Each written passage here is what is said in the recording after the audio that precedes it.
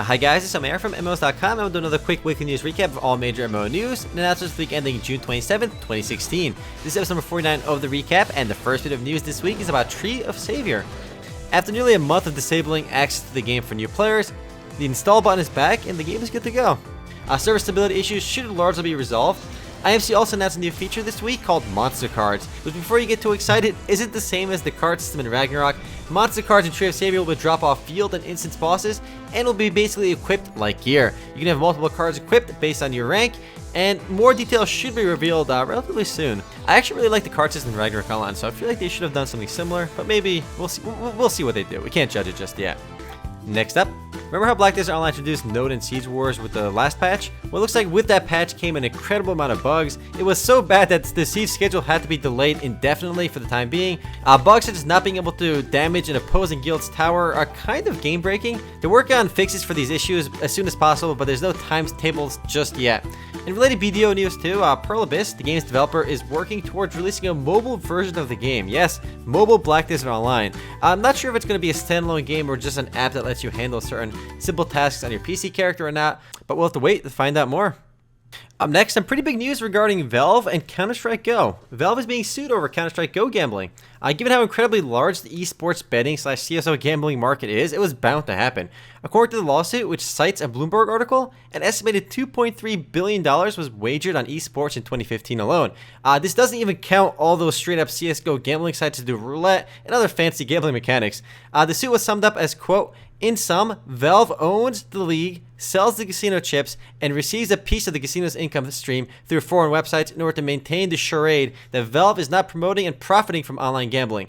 That most people in the CSGO gambling economy are teenagers under 21 makes Valve's and other defendants' actions even more unconscionable." Now, the lawsuit brings up some good points, but it's not fair to say that Valve receives a piece of the casino's income. That's just not how it works. They do sell the casino chips in that the skins can be bought directly from them, but I'm curious to see what happens with this lawsuit. Time will tell whether there's any impact on CSGO, Valve, or the gambling scene as a whole, but we'll have to wait to find out. Next up, we have news for Dragon's Dogma Online. The game is getting its 2.0 update on June 30th, which will be a massive update which introduces quite a bit of stuff to the game, increases the game's town limit from 100 to 1,000, introduces a player housing system, and more. Unfortunately, Dragon's Dogma Online is only available in Japan. It launched in middle of last year, but still no word on an English release date just yet. It looks really cool. Kinda wish it came out in America, but no dice just yet. There is an unofficial English patch for the game, and you can use our guide on MMOs.com for getting around IP blocks if you want to check it out. But yeah, no word on English release just yet. It looks really pretty though, so I really hope it does come out. If it doesn't, I will do a first look video for it just because I want to check it out now based on the trailer we're seeing in the background. But yeah, I'll probably do a video for it relatively soon. Next up, Daybreak Games announced that EverQuest 2 will be getting 2 new servers in the next month. The Isle of Refuge server and the Race to TrackCon event server. The Isle of Refuge server is the new free trade server which will allow players to trade almost any item in-game. So basically it gets around the whole binding system, so anyone can trade basically whatever they want.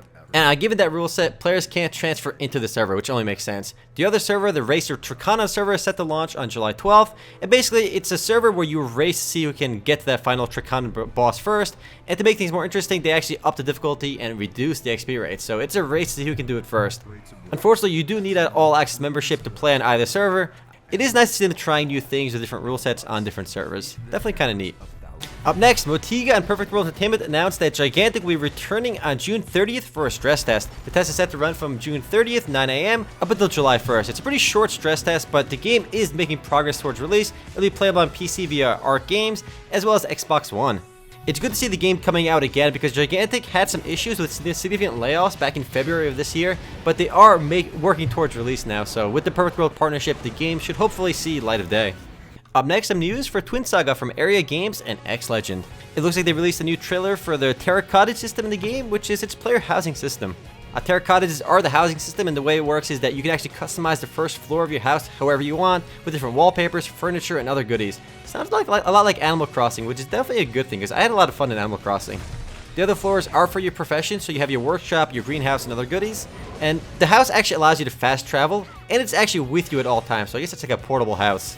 Now this sounds pretty cool, and I want to try it out, but I'm more excited to just get in the game, because there is no release date just yet, so we have to wait for that still. Next, some good news for Grim Dawn. The game has sold over 500,000 copies since its release on February 25th, 2016, so less than a year after launch, the game is doing quite well. Since its launch, it's done a few content updates as well as introduced modding tools. It's a Kickstarter funded game as well, and it launched on Steam from buy to play early access, and it's doing really well. It's a Path of Exile / Diablo style action RPG. I haven't played it yet myself, but I do plan on checking it out. So a game that came from Kickstarter, doing well, so go Grim Dawn. Up next, some industry news worth mentioning. Tencent paid $10.2 billion to buy Supercell, the makers of Clash Royale, Clash of Clans, and a few other games. This is the same Tencent that owns League of Legends. They own Riot Games, they own a piece of Epic Games, and actually after this acquisition, Tencent will control about 12% of the global gaming industry, which is pretty incredible. Tencent, the Chinese MMORPG / gaming juggernaut, is taking over the gaming world. Now, I'm no fan of Clash of Clans because it's a pay-to-win nonsense. I did play Clash Royale relatively recently, and I'm kind of enjoying it. It's still a pay-to-win game, 100%, but I think it's way more fun than Clash of Clans. Next up, we have Livelock from Perfect World Entertainment and Turk Games officially launching on August 2nd. Now, the game itself was announced a while ago, but now we have an actual release date and pricing. The game will be $19.99 at launch, but there will be a 3-pack available for $44.99. It's a cooperative top-down shooter, not exactly an MMO. At first I thought it could be, but it doesn't look to be an MMO, but we'll find out more when I actually get my hands on it. Up next, Fable Fortune pulls their Kickstarter campaign as the team secures funding. So apparently they had a Kickstarter campaign going. We talked about it in the podcast a while ago. They raised about 60,000 pounds before the Kickstarter was about to end, and they didn't reach their 250,000 goal. But they raised money from outside investors, so they didn't need the Kickstarter money. It seems like if they got what they wanted, they wouldn't have done this, but because they couldn't, they did it, and then the game is still happening. I mean, honestly, the whole Kickstarter campaign for a game that was already kind of almost done seemed kind of weird, but whatever, the game got funding and it'll be going towards closed beta hopefully soon.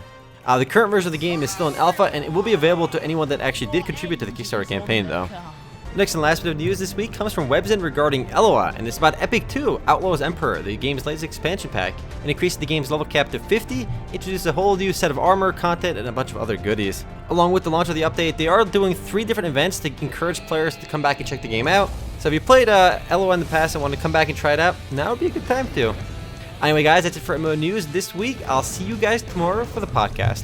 Later guys.